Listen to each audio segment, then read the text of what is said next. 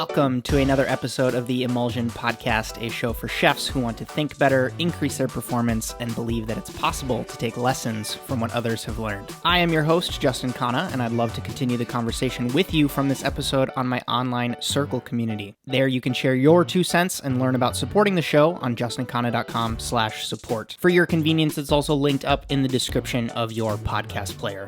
Let's get into the show.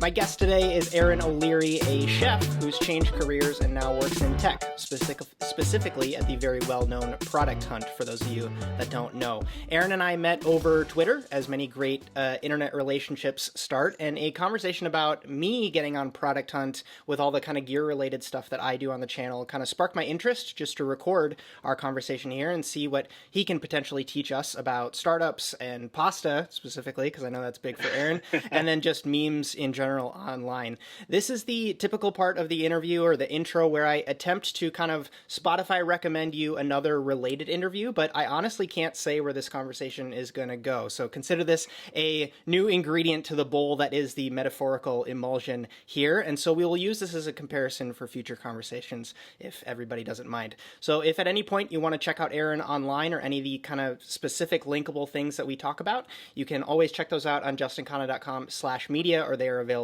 in the description of this podcast. Thank you for being with me, man. I'm really excited to chat. Thank you for having me. Had a kind of unique career path, but it's going to be exciting to talk about it.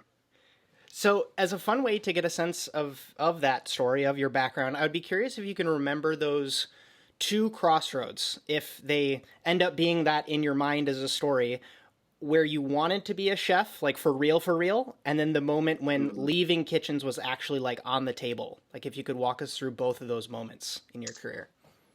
Yeah, definitely. They actually both start in England. So I'm originally from Ireland, still in Ireland, but I moved to England briefly. And I met a good friend of mine, Abadesi, while I was cooking over there. And it was actually that time when I wanted to come back, was when I was really dedicated. I really wanted to stay in the industry. But at the same time, I had built a community with Abadesi called Non-Tech Tech. It was essentially to help non-technical people land technical roles in tech, naturally.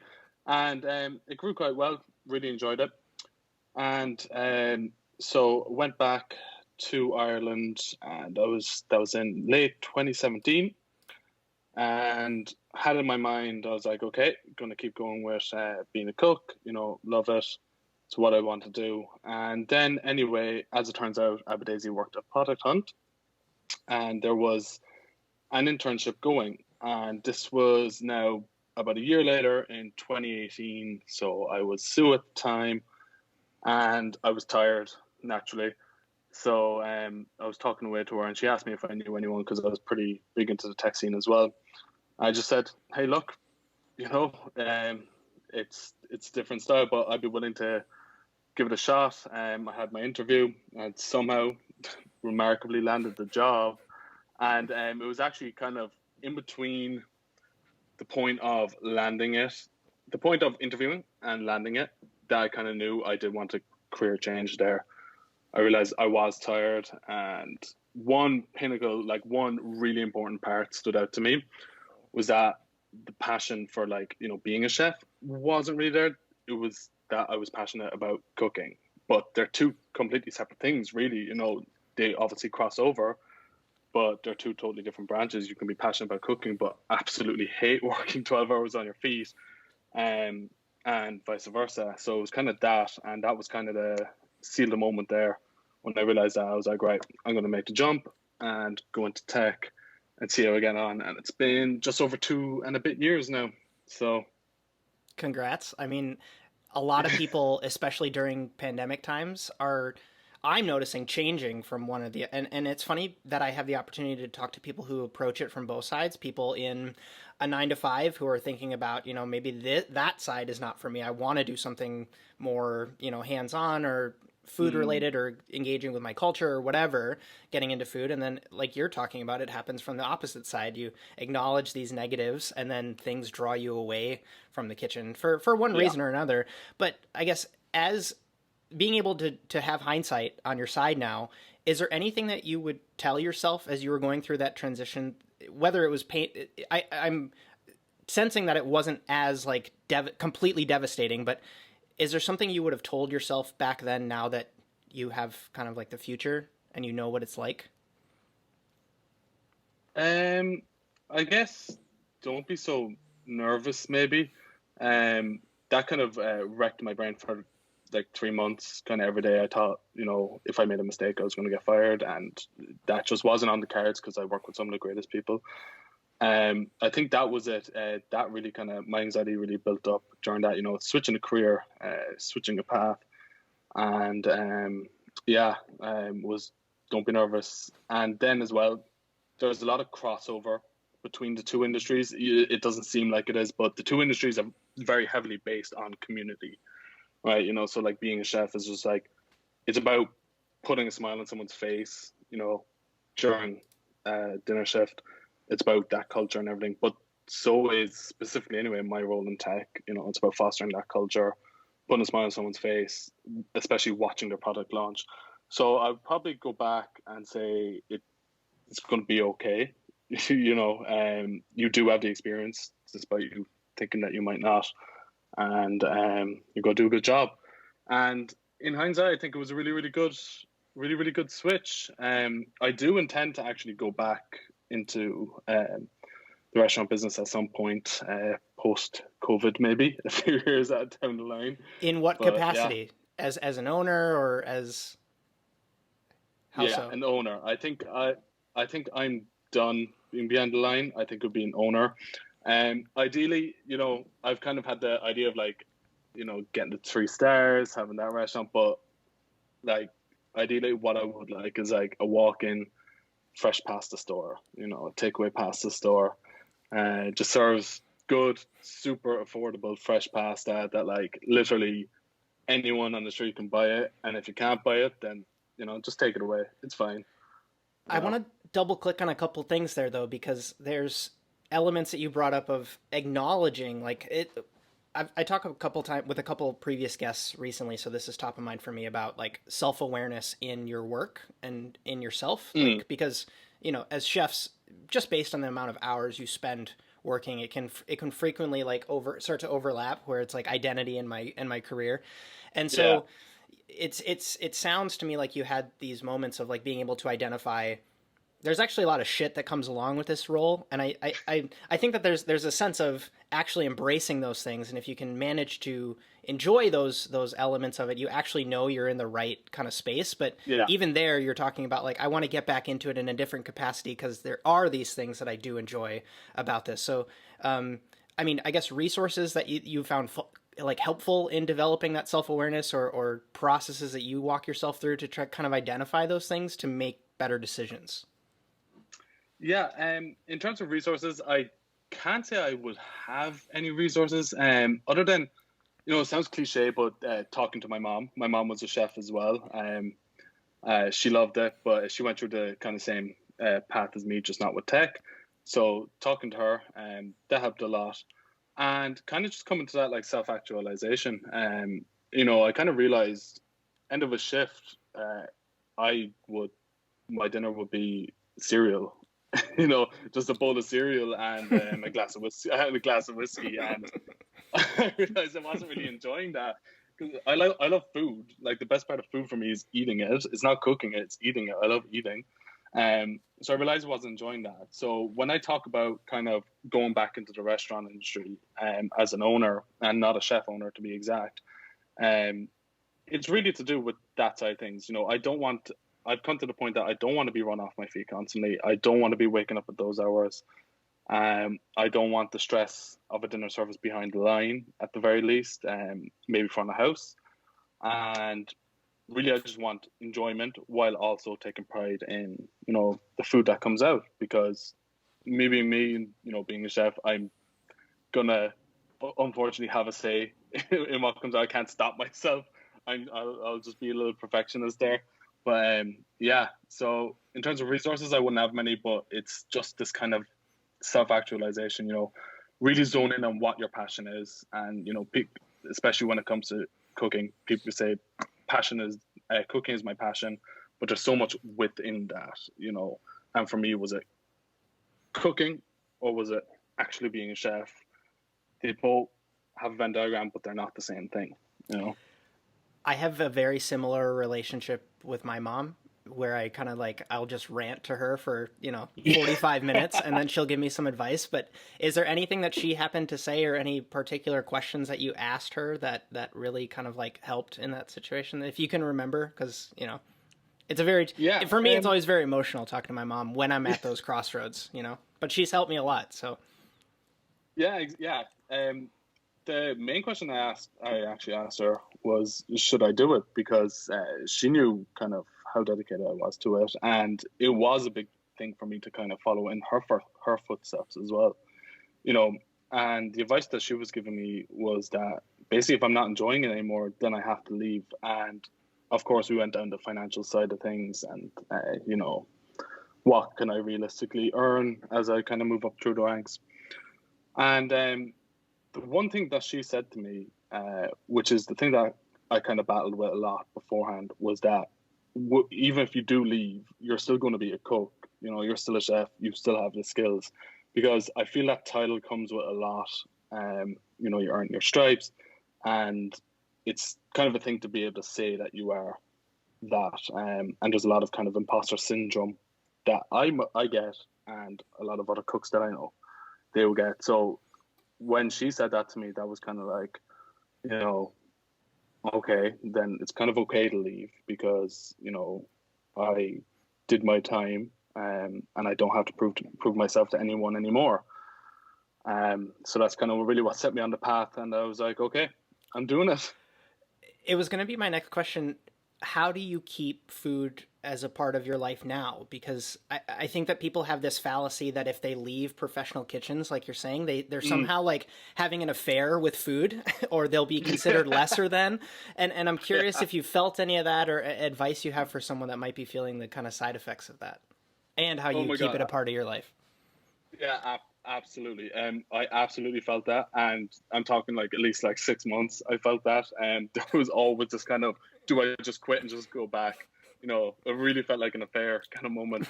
But what I actually started to realize was that I've actually learned more about like my skills and advanced my skills after leaving the kitchen than I actually did in the kitchen. And I chalked that up to not having bad mentors. I had fantastic mentors that, I absolutely adore, but more so that I actually had the time to hone my skills at my own pace. And then with that as well, my relationship with food is different than to being a chef, but it's one more of appreciation and education. I've learned different cuisines, different cultures, and then as well, keeping that kind of side hustle going as well helps. I've cooked at company retreats and stuff, gone in behind the line every now and again, just as a kind of refresh. So kind of keeping on the side is good, but as long as you kind of keep learning, keep on top of the trends if you want to, zone in on exactly what you're passionate about when it comes to food, and then really use your spare time to kind of keep going with that, then you will be okay. And that kind of feeling will kind of fade into the background. Sure. Do any principles from cooking professionally come to mind that have particularly served you well in this new role at Product Hunt? And please be specific too, because I think that there's this common trap that people fall into, which is just like working really hard is their answer for these sorts of things. But in my experience, it's almost always deeper than that. And so I'd be curious what's been beneficial for you. Yeah, absolutely. So the first one, and this might be a little bit cliche, but it is genuine, is timekeeping. I learned timekeeping through kitchen. So, and specifically transferring my time keeping skills, when you're doing dinner service, into a calendar blocking kind of system of, how I handle my tasks. I have a lot to do each day. And that has come in super handy. As well as that, then there's this other one, which is empathy. It's kind of this popular thing to be the angry chef or whatever, but you don't need to be that. And I think a lot of people come to realize that. And it was something that I came to realize as well, is that if you're empathetic with someone in the kitchen, they'll be way more open to learning and correcting their mistakes. So that's something that I kind of brought in, especially as I kind of became a little bit more senior in my role and had people working under me as interns and stuff, was that, you know, even if they're there a year and they make a mistake, you know, as opposed to just shutting down the laptop and freaking out at them or whatever, it's, you know, be empathetic, put yourself in their shoes and see how best you can approach the situation to tell them how to do the job right. And 99.9% of the time that works, and that's probably the most important skill transfer I've had from that. And it feels weird to say I learned empathy from the kitchen, but Sure. you know. And well, the nice part about that approach is that even if it doesn't work, you at least can feel like a morally sound human being. You know what I mean? Like, Yeah, I was never exactly. the screaming and throwing kind of chef, but I can only imagine, like, how do you feel when you go into the locker room or into the dining room after you have a blow up like that? Like, I just wouldn't feel Yeah. great. Like, I would feel like icky, slimy, not great.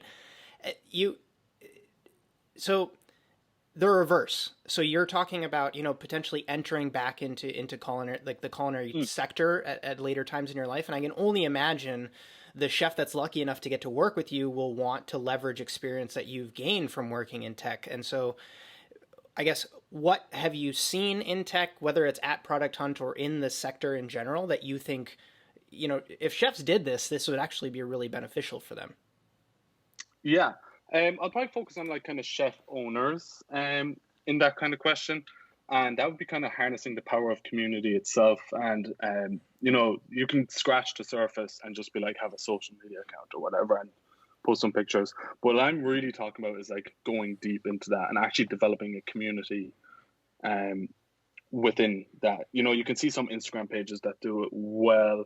There's, I can't remember the name of it. I should remember the name of it because it's my favorite place. But there's this pasta shop in Canada, I think it is. They have a huge Instagram, but they did it really well, which is creating this community of like-minded people within social media that want to see your updates. And they have fans from all over the world that don't get to try their pasta, but are super engaged in the videos of their sugo, of their fettuccine coming out, everything like that.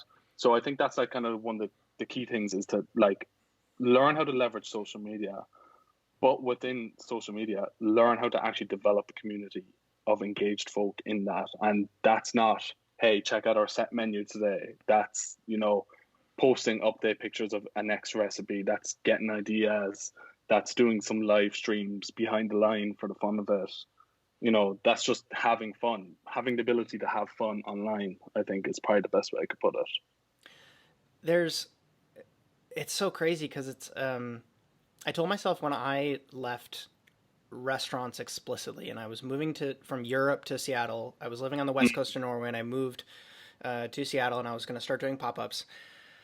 And I told myself, like, I had this resume and experience and skill set where I could if someone was doing what I thought was wise to do this was 2017, which was this combination of, like, yes, cooking for people, but also, like we're talking about, leveraging the current system of the internet in an intelligent and Yeah. business savvy way to create a business model that was better than what I had seen at restaurants prior to that. I would have gone and worked for them. Like, if that existed, I would have gone and we're only kind of starting to see now this kind of like first generation of things kind of turning over, where you're seeing, you know, like Andrew Ray of like Binging with Babish has finally opened his stuff up and he's starting to be like a culinary universe kind of thing now and bring people in to work for him. Or, you know, Bon Appetit, for all their fiascos, like they have their first round of alumni, right, who have worked there, they built the content there, and now they're going off and doing their own thing. And so what are you seeing work in that space? Like, and feel free to get very tactical or very like macro, like what works, what doesn't work, and maybe what do we have to throw out to move forward as the guard is changing, kind of thing. Yeah, absolutely. In terms of that, what works is personality. That is the single most important thing. You could see it, especially, again, for all their fiasco, Bon Appetit, their first alumnus. Look at Brad Leone, you know, look at Claire. It wasn't food that brought people and there it wasn't even the content really; it was who these people are, and that's how they got such a cult following. You know, I could watch Brad Leone all day, and I don't like Bon Appetit after the fiasco very much. So yeah, personality, absolutely, and then you go on to informative, but informative has to change. I think, you know, you can see it like all the older kind of cooking shows. You can even see in older Bon Appetit videos. It was very just, you know, and now you add the flour to this, whatever. That has to go, but it still has to remain informative. And in terms of that, that's kind of doing a deep dive into why certain things react the way they do when you do it this way. Andrew A did it pretty well, I think, with his kimchi video, as did Joshua Wiseman. So that's something that needs to stay and needs to be advanced on, I think. And then in terms of like kicking stuff out in that is one, ego. You could see it kind of everywhere in the older videos. Chefs with too much ego, they come in with the toque out and they come in with the big coat and the full set of knives, everything. That's gotta go. That's not millennial Gen Z style, and the kind of standard of what I mentioned just a while ago, of the boring infomercial kind of style content, that has to go. So yeah. Well, it's almost like the measures of it's like how you calculate the net worth of a business or an like previously it's like how big is your brick and mortar, or how many plates are you serving on a weekend or whatever. But there's almost like as we're getting more creator economy, like that's gaining more gravity and things are kind of like pooling towards there. It's almost like I heard a great podcast episode today about just how Dunkin' is just, you know, positioning itself ahead of Starbucks in certain realms in content creation, because it's like they partnered with Charlie and they're having their staff produce TikTok videos, and they're like the most followed food account on TikTok because they were just willing to embrace this. And that's an example of, you know, and someone from the old guard adopting some of these new principles and actually ending up innovating. But yeah, I don't know. Any other like cool examples or things that you've seen done well? There's no rule book for this, right? Like there's no university you can go to for this. And so it's all changing. And so it's like how sponge like you are actually ends up resulting in better output for you, hopefully. Yeah. Another thing as well actually is, and this is going to sound cliche and I'm going to get roasted in like my group chats first. I know I will, but it's a vibe. It's your vibe. You know, what's your vibe? Like you said there, it's not about how many plates are you serving, how many tables do you have. It's not about that anymore. You know, that is very much the old guard. It's, you know, how people feel going in. You know, does it feel cool to sit there? Do you want to take a picture of it? I'm not just talking, you know, take a picture like 2009 Instagram. I'm talking, you know, how's the lighting? Is it ambient? I think one place that actually does a really good job, and unfortunately last time I was in New York I didn't get to go there, is Lucali's in Carroll Gardens. You know, he doesn't do much online, but this shows like the power of like vibe. Before he got big, was that, you know, he has this candlelit restaurant and he rolls out pizza with a wine bottle. Was it like 10 tables at a time or something? And that, like the vibe alone, spread word of mouth. And looking at him now, he has, was it 2 food related shows, I think, and he has a line that's about 10 miles long every night. So yeah, I think like vibe and personality are probably like your 2 most important thing. And like you said about Duncan, getting on top of that trend in terms of TikTok, you know, that's like super important. And Duncan did a really good job because they actually gave the brand a personality. They humanized the brand. Is there, and you're the perfect person to ask this to, because it's been on my mind, and I haven't played it out far enough to see what it looks like, but is there a risk of things going too far where, you know, at a certain point there's a chef that is exclusively, and I'm not talking about like the robotic AI avatar kind of thing. I'm talking about someone who is just like, they're so good at making one dish for the camera, but they actually, you know, like they fall to pieces when they do their pop-up or something like that, because it's like I just hold such a romantic attachment towards restaurants and their ability to actually serve people the thing that you're well known for making. And I feel like Yeah. at certain times it's like it doesn't always happen with these influencer creator led things. And I'm the person who agreed that the hybrid model is the way to go. But like, Yeah. does this get to is there a negative side to this, I guess?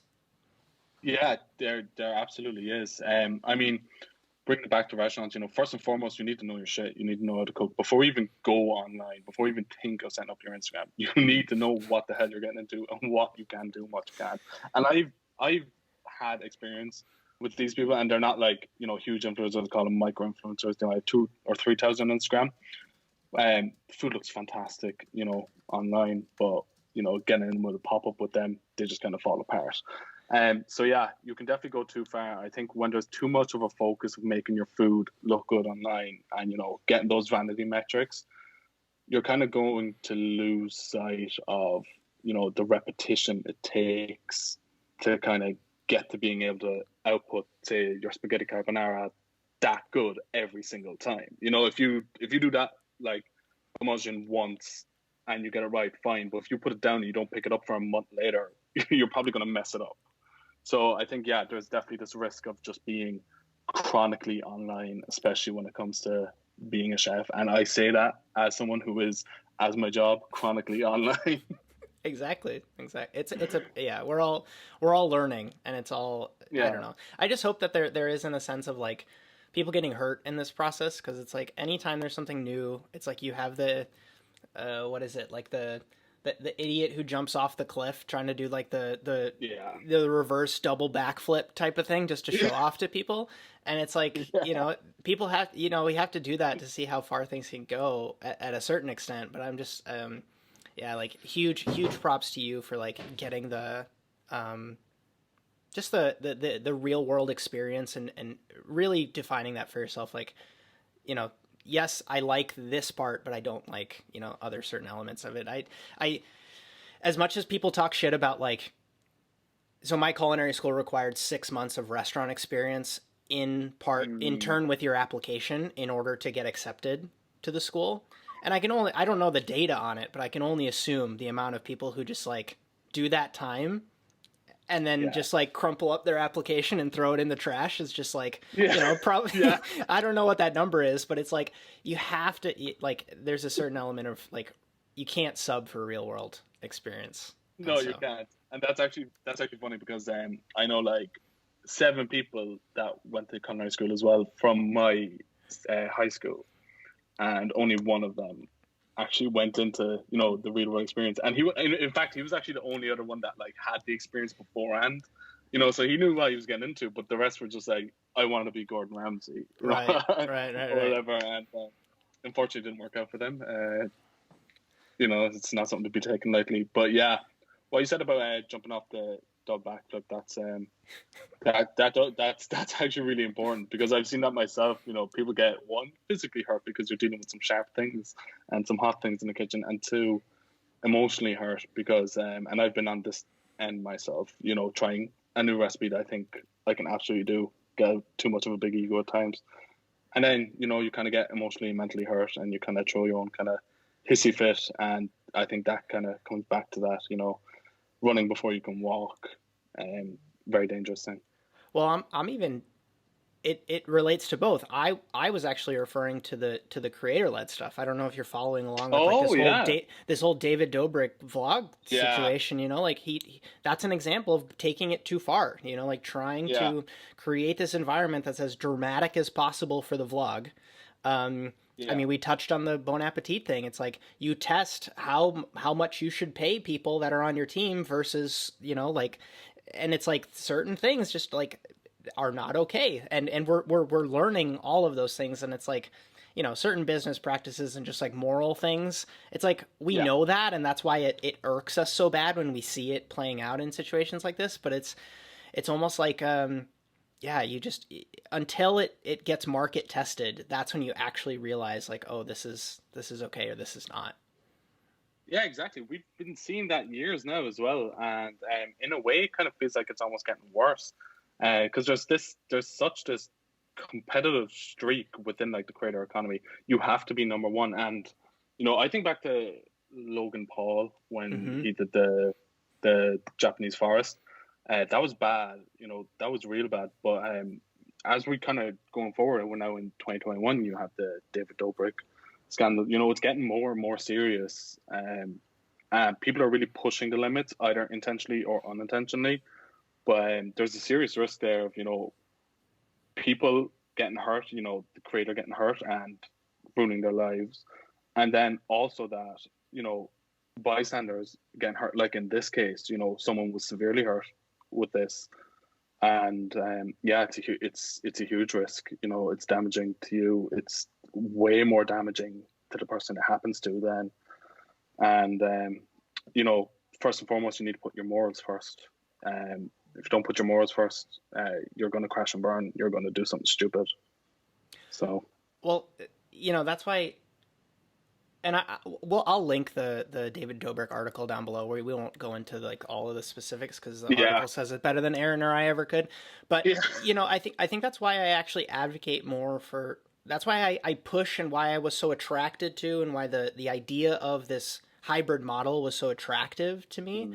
Because you think of restaurants where it's like razor thin margins, they really need to fill seats, like they're cutting staff, there's no resources for anything for the team, XYZ. Like that's an example of something that's like too on this end of the spectrum, right? And then you have the other example, which is like David Dobrik is so obsessed with the content, or any of these other examples you've shared where it's like so metric focused.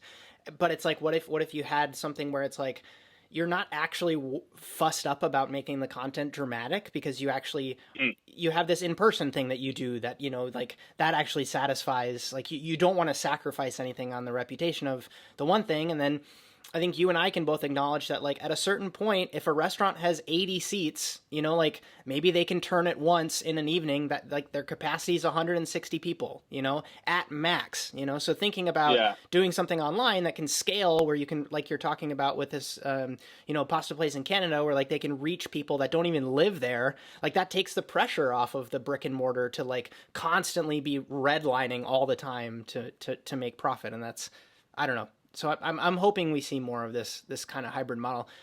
Can we talk about Product Hunt for a little bit? Can we switch gears, and you can Absolutely. feel free to give like, some sort of elevator pitch or an investor pitch, like Shark Tank style, if you want to like tell people about Product Hunt, and then, even switch it on me of like, how can I as a creator like start working with you guys? Yeah, absolutely. So the elevator pitch of Product Hunt is pretty simple. It's a home on the internet for finding the coolest things in tech and outside of tech, and it's decided by our community as well. So it's the home of new and interesting thing in tech. We kind of call it the central hub, or the newsroom of tech internally. But essentially, if you have a product, you have a startup. In your case, you have a podcast. Maybe you'll have a cooking book sometime, a recipe book. And you wanted to post on Product Hunt, you can do so, and it's voted upon by the community. We have a massive community that log on every day. They upvote, they comment, they click through, they might buy it, they might listen to the podcast, and very like the best way I could describe it is like an instant accelerator for your product. It's a launch day accelerator.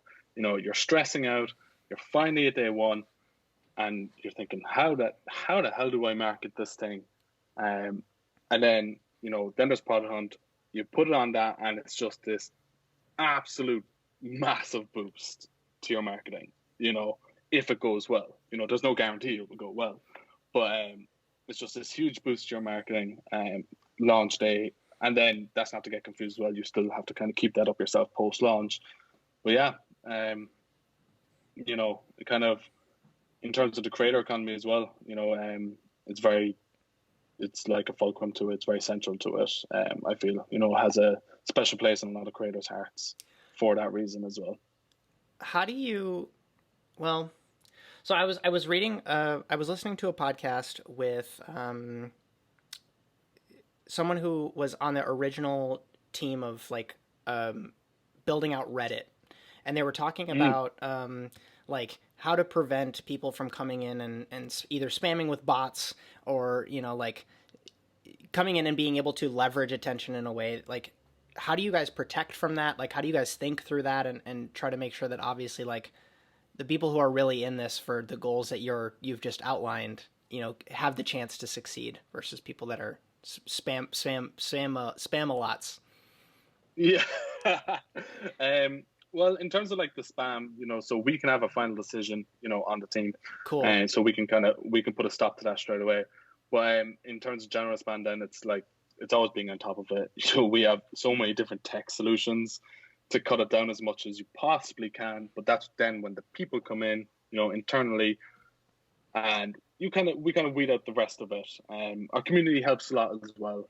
They report it to us, and they're really good for that as well. They put in some like seriously in-depth reports, and I think that's because they have a vested interest in Product Hunt doing well, because that means their launch can do well. So it's down to technological solutions and then having a solid backbone of a team to pick it up when technology fails, because technology always fails. That's one advice I give someone going into tech, is it always fails at some point. There's also a really interesting piece there with your community. I mean, there's a graph, there's language behind it, but there's like the really ambitious, like they'll try anything for the first time, and then there's like the early adopters, then there's the one after that, and then the mass adoption and whatever.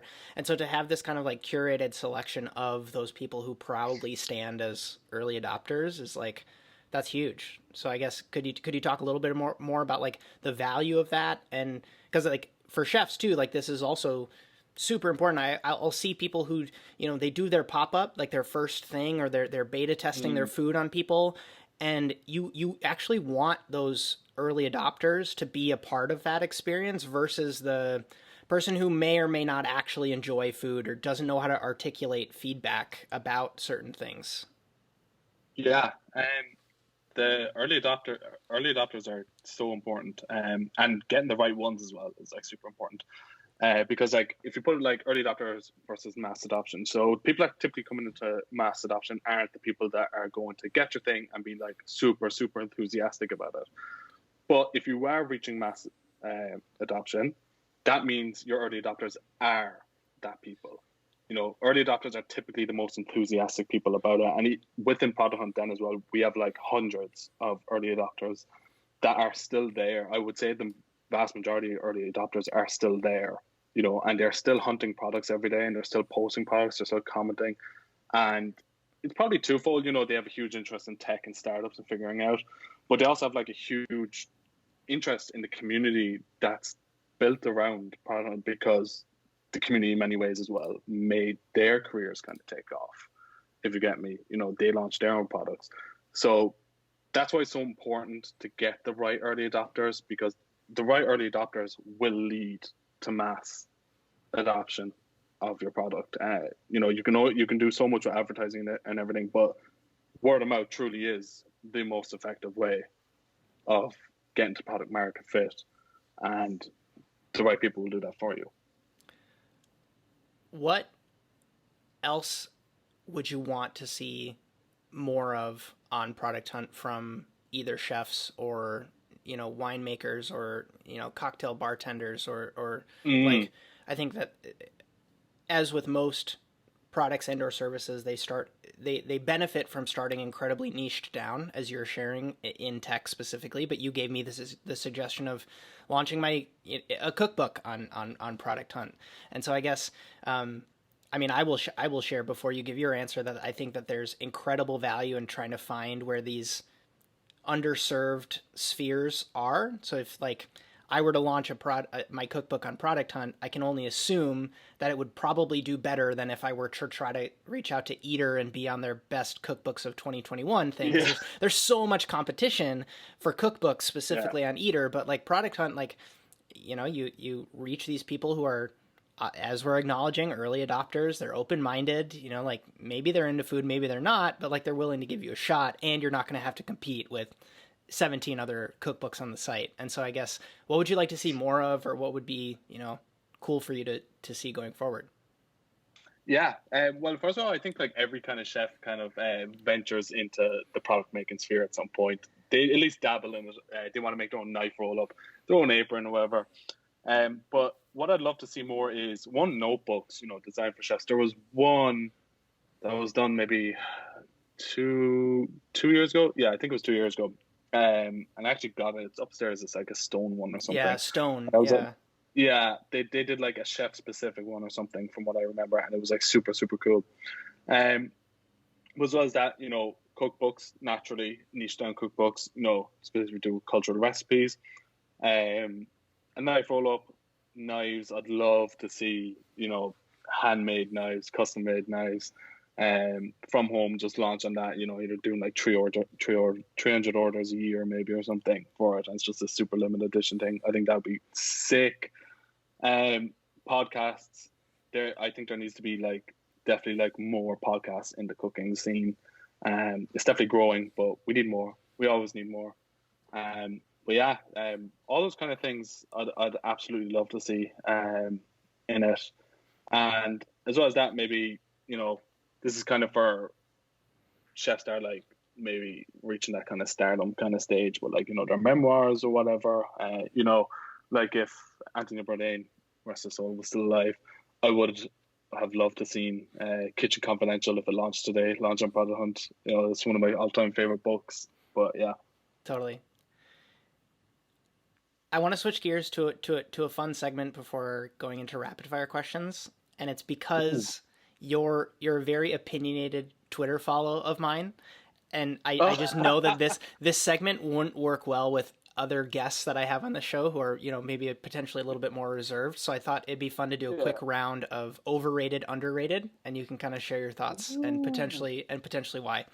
So to start, using flowers on a dish. Overrated, underrated? Oh, overrated. Oh my God. In general, I'm not this super plating kind of person. I like to make my dishes look nice, but I don't want to eat flowers, even if they're edible flowers. I just don't want to eat them.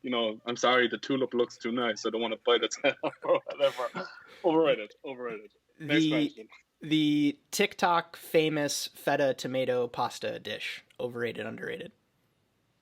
Well, that's actually kind of a hard one. I would it actually is tasty. I've done it myself. It is tasty. One tip for that, I would say it's overrated. Okay, it's overrated. But I'll give you one tip, everyone listening, is reserve some of your pasta water for that, because they don't reserve their pasta water in that. And the sauce is kind of crumbly. It's broken apart. Pasta water, make it much better. You got the starch, cream your sauce, keep it pasta water. If I see anyone throwing their pasta water down the sink, I flip out. It's a crime. It's a crime. Yeah, absolutely. Natural food coloring agents. So I'm talking activated charcoal, spirulina, beet juice, those types of things to either boost the color of something or turn something the color of something that it's not technically. Overrated, underrated. I'd actually say underrated, really, because I still don't see them being that popular in common day usage, especially spirulina and beet juices, especially for pasta dough. It's fantastic. A beet pasta dough, it's so vibrant, it's so cool looking.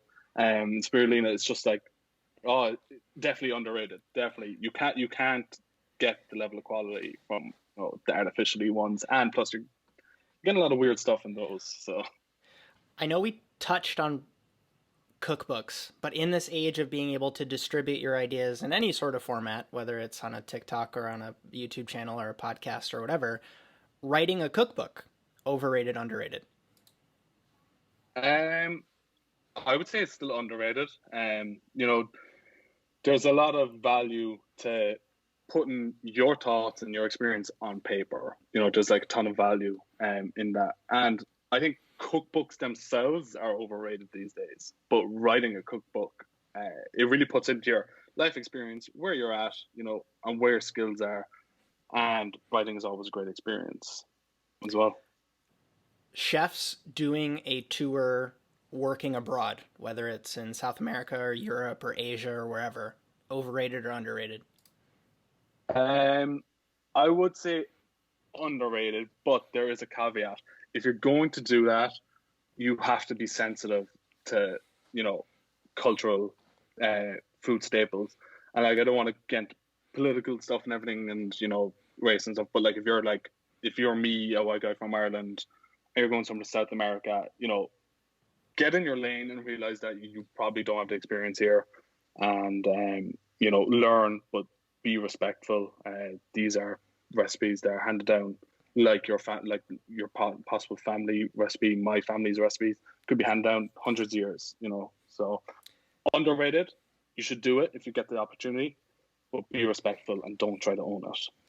I think there's also these like other pseudo benefits that come from an experience like that, just from like the baseline of like leaving your comfort zone, right? Like if you grew up, I mean, like I grew up in a tiny town in the Midwest of the U.S., and just like leaving there was so, regardless of where I went, it didn't really matter. Like that decision actually was like the biggest value add from that moment of my life. And so exactly, but it's common to think that, I get the question all the time of like, oh, well, you worked on the west coast of Norway. Like, do you cook Scandinavian food all the time? And it's like, no, actually not. Like, I take some things from there. I enjoyed my time, but I enjoyed my time there more. You know what I mean? I gained so much more experience there, and I don't feel like. But it's common to fall in the trap of feeling like, if you spend time in Japan, you have to do something Japanese as part of your food now, and it's just, I think you and I are agreeing that's not the case. Yeah, exactly. It's more about like what you can actually take back, and that could be like new techniques. Specifically thinking like the new Scandinavian style foraging would be kind of a huge thing. It's what you can bring back. You don't have to like cook Scandinavian food all the time. I'll just be perfectly honest. I don't cook Italian food all the time. So, it's not even in my top 3 favorite cuisines actually. But yeah, there's something meditative about just dough work in general, so I completely see where you're coming from there. All right, let's do some rapid fire questions, and then we can wrap it up here.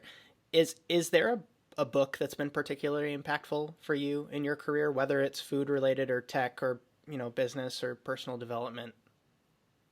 Yeah, Kitchen Confidential. I know that's probably like sounds cliche. Huge. Yeah.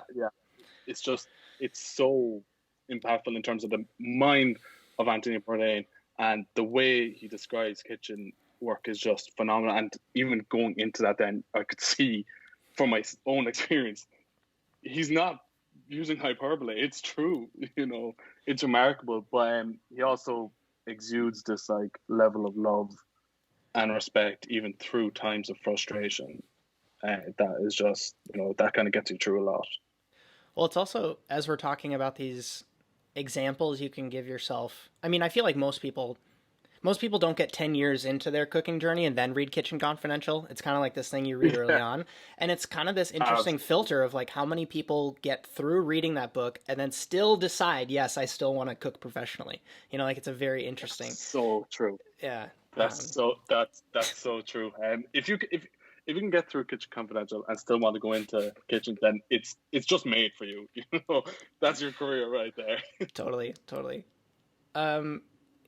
Is there a technique that you're still intimidated by in the kitchen?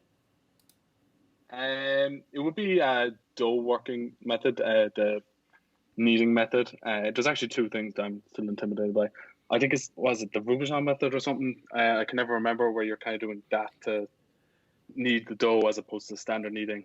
So anything with like super wet dough, you do that. That's still intimidating. And also knives are still intimidating to me. And like I can cut fast and I can cut accurate, but they're still incredibly sharp tools. So I'm always wary of my pinky and my thumb.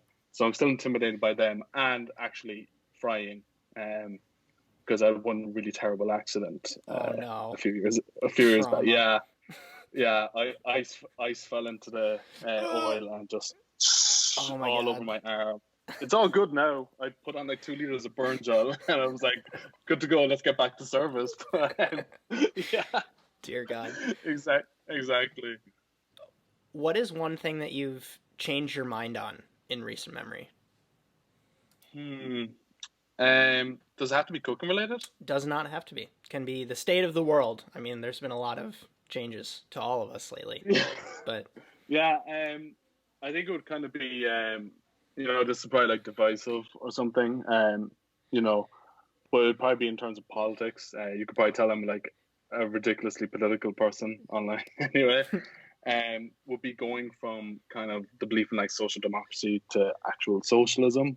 So for people that don't know, I'm absolutely a socialist now. And that kind of happened over the past year. really seeing the failures of, like, say, capitalism within the pandemic, and seeing, people that I love and people that I don't even know as well thrown out onto the streets almost to fend for themselves. That kind of was a big turning point of going from, working within capitalism to get a better life, and to abolishing it entirely, as best we can. So it's kind of going from left to leftist is something that was a big pivotal moment for me over the past year, and a big change of mind. It's good.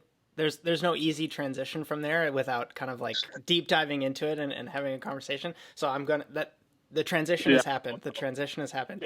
Yeah, let's move past next. It's a true rapid fire question. We're moving. You somehow get a call right after this interview that you've just won an all expenses paid trip to eat at your dream restaurant. And when you get there, there's someone you've always wanted to talk to waiting to have dinner with you. What is that restaurant and who is that person? Oh God. Okay. That's hard. Okay. Probably the restaurant that I really want to eat at is probably Amise in LA. Really want to eat there. I didn't get the chance. And someone that I'd want to talk about, this is kind of funny, but probably be like Matty Madison, just because he's so hilarious. I'm not big into like the Michelin. Oh, either Matty Madison or Massimo Bottura. One of those two. What would you ask Massimo? I would kind of just delve into his mind. He got a lot of flack for the way he approached Italian cuisine for like a long time, until people were like, okay, we'll sit down and try it. So I'll probably ask him, how did you put up with that? Having everything on the line, but having so much confidence in yourself to challenge these hundreds of years old norms and flip them on their head and still succeed. That's probably what I'll do. And then in terms of Matty Madison, I'd just be like, do you want a beer or something? Yeah. Do you want to cook? Cook like the biggest T-bone steak on earth? I mean, that conversation would just have no filter. You wouldn't be able to protect yourself from that guy. No. How do you make your eggs in the morning? If it's a weekend, or you're doing something nice for yourself in the morning, how do you make your eggs?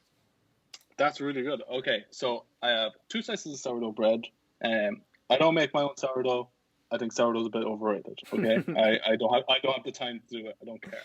So 2 slices of sourdough bread, a spiced cream cheese, and then I do my eggs, kind of like a mix between what I call English/Irish style. I'm going to say Irish because I'm Irish, and French style.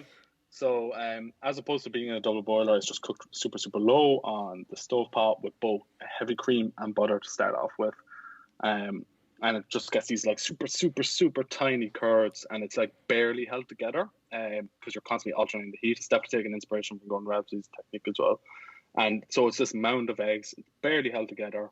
And then on top of that, some sriracha, because I love sriracha. Oh, it's so good. Sriracha, some pickled red onions, and then couple that with a double shot of espresso. What is in your spice cream cheese? Is that? Oh, that's actually just one I get from a store. Oh, you can just buy it. Okay, I'm learning. Yeah, it's just a chili infused okay cream cheese. I'll actually send you the link to it. Yeah. I think it's by Philadelphia. It's pretty tasty. Totally.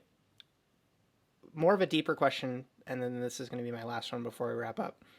What do you think chefs can be doing better to help the next generation? That's a really, really good question. I think mentoring is probably the best thing they can do. Actually, one of two. Mentoring. I think mentorship has kind of gone lost in recent years. I put that down to kind of the fame of where chefs are, the angry chef or whatever, they're screaming.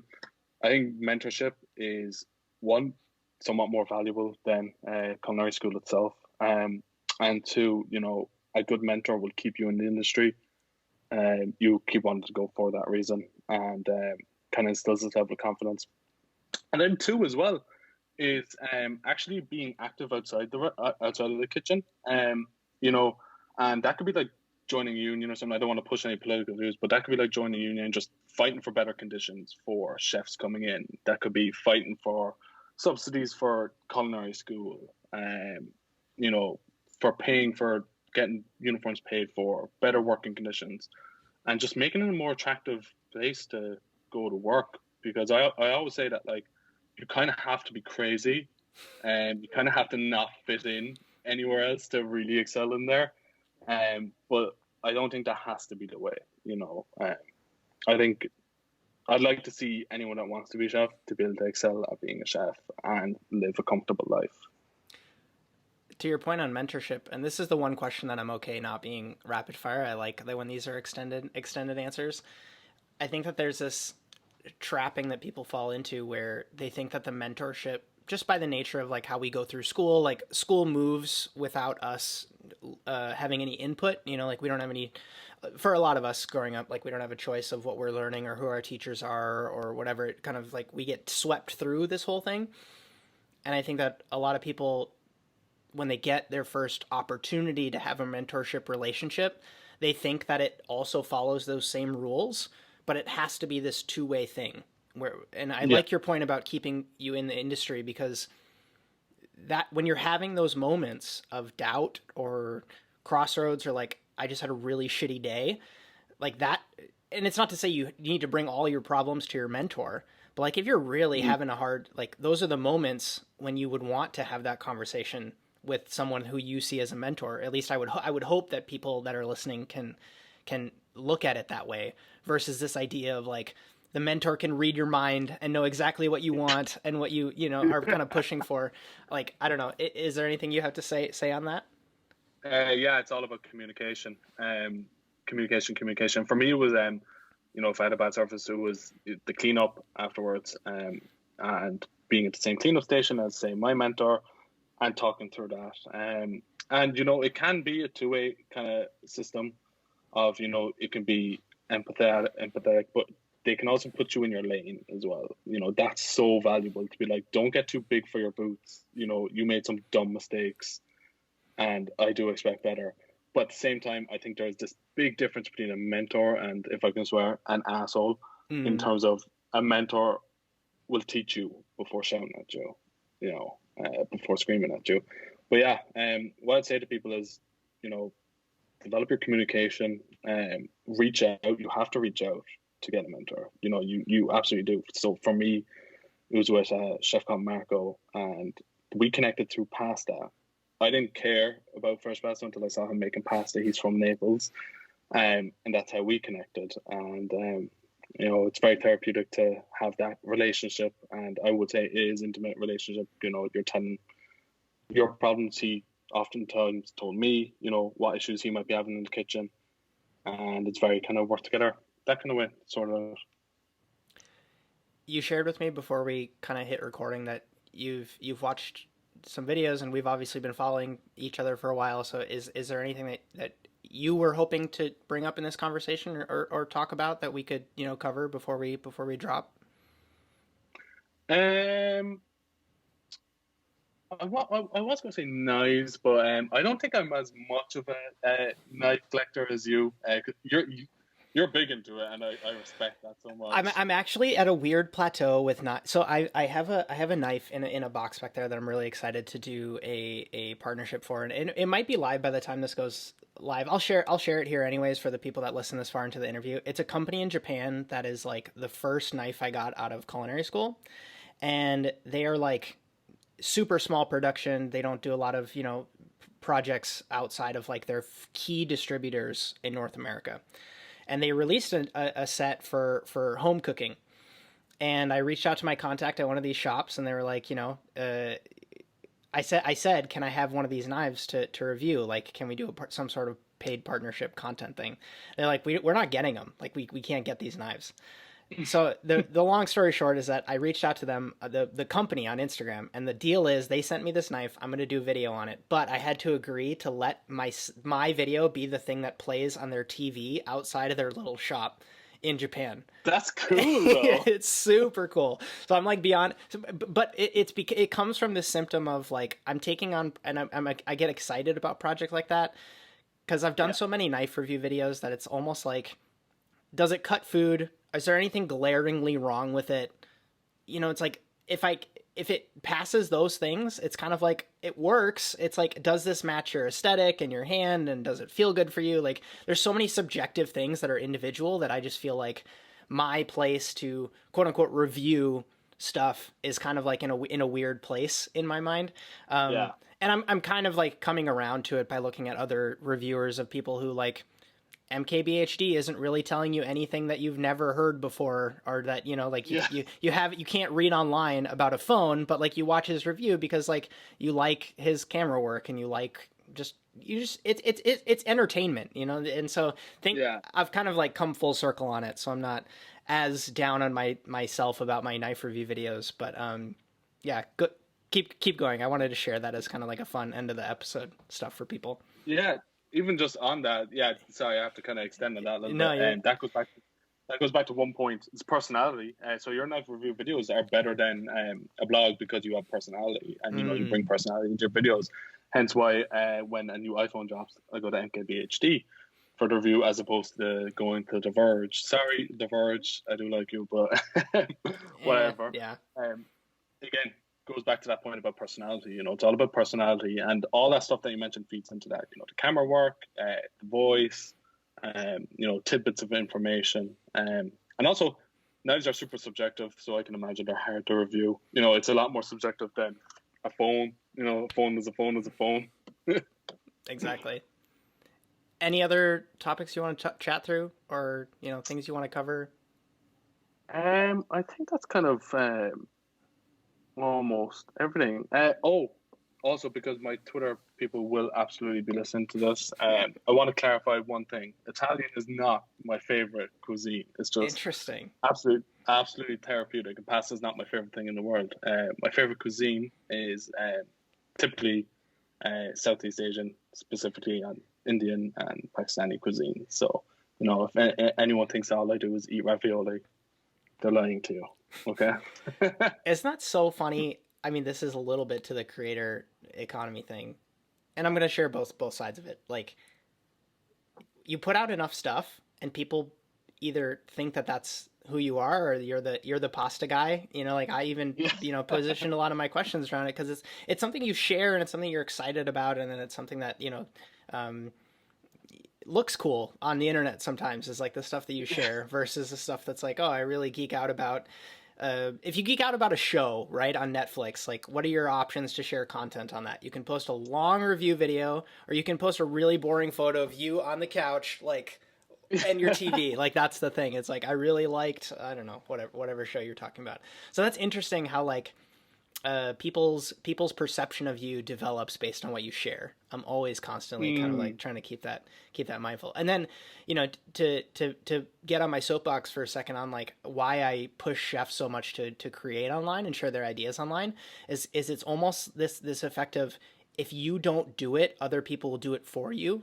And that's when we talk about like, you know, the critic that comes to your restaurant and shares what they think about your I'll use your thing, like your mushroom ravioli dish. Like, they'll share their thoughts on like where they think the idea came from or whatever. But it's like, why would you not take the opportunity to get ahead of that, share that story in advance, and then, you know, if someone tries to slander you, you have your audience that knows the truth and they can back you up and say like, no, that's actually like, you got it wrong. Like, this critic doesn't actually understand what it is that you do. So it's funny both ways in my mind. Yeah, exactly. It's all about having receipts, you know. And specifically with that, you have to have your receipts, and online means you always have your receipts.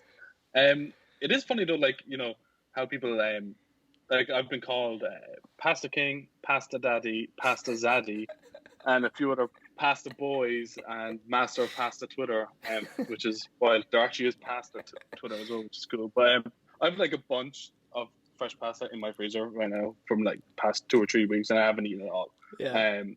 Well, I think like it comes from this kind of thing as well, that like I do always make pasta because I'm really good at making fresh pasta. Like, not to toot my own arm, I'm really good, so I really like doing it, and I really like sharing that. But yeah, it's so like interesting how it kind of became that way. You know, if people telling me to, especially like people in group chats on Twitter telling me to like make a pasta TikTok and stuff, which I'm working on. But yeah, it's nuts. But then I never eat the stuff really anymore. I just never really eat it. For the rapid fire question section, I have like a list of like 10 to 12 questions, and I don't always ask them all, but this is kind of like a fun behind the scenes for the show production stuff for people listening. I have a question that asks, what is something that doesn't end up on your Instagram, as in you don't share it widely, but you really get excited about it or love?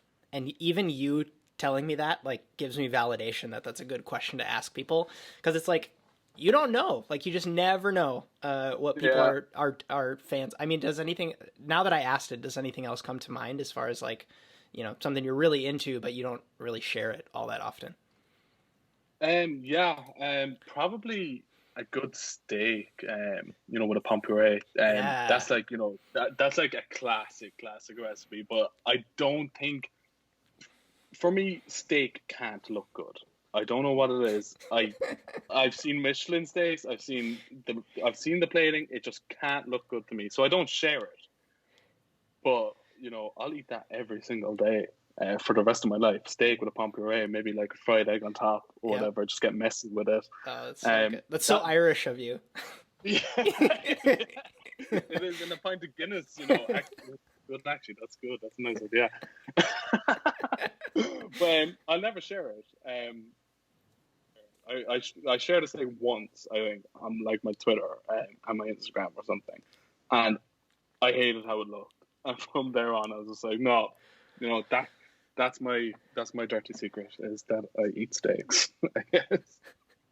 Well, here's to, you know, hoping that in the non-pandemic times we can maybe share a meal together, or, you know, if you ever end up on this and, you know, stateside, then we can, you know, hang out. It's been a pleasure to kind of like put a face in a conversation to the Twitter handle, my man. So thanks for coming on the show. It's been a pleasure. Thanks for having me. It's been fun. Of course. What's up? Justin here again. Because, I mean, if you're still listening, you didn't not like this episode, right? And if that's the case, I'd like to think that you'd get value from the other work that I share here online.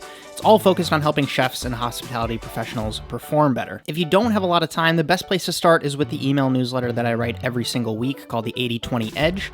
That's where I share knowledge on sharpening your skills, asymmetric upside, and exploring the industry beyond the status quo. And I say it saves time because I include all of the content that I publish that week all in one place as kind of a weekly digest of sorts. Next up, you should check out my YouTube channel for gear reviews, clips from podcasts just like this one, and documented experiences from some of the best restaurants in the world. And lastly, if you'd like to learn about my intense cohort-based professional development-focused course, get coaching from me to help you make your next move, or just support the show, you can check out justinkhanna.com/support. And if you do support this show already, that's greatly appreciated. Thank you. Finally, it really does help to share a review of this show on Apple Podcasts to help the podcast universe know that people like us like shows like this. And until the next episode, my name is Justin Khanna, and I hope you have a good one.